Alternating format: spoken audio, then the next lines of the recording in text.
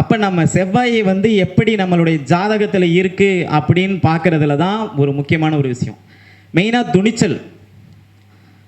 பெரிய மனிதர்கள் யாராக இருந்தாலும் அவர்கிட்ட நேருக்கு நேர் ஃபேஸ் டு ஃபேஸ் நீங்கள் பேசணும் அப்படின்னா செவ்வாயுடைய துணிச்சல் வேணும்.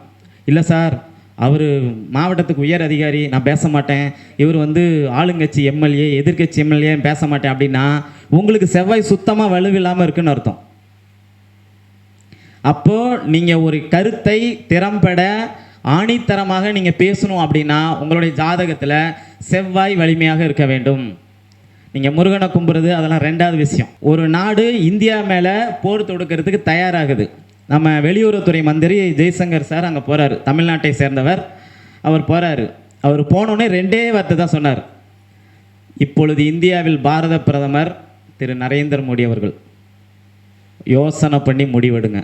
நீங்கள் ஒரு அடி அடிச்சிங்கன்னா நாங்கள் 5 அடி திருப்பி அடிப்போம். இந்த வேகம் செவ்வாய்.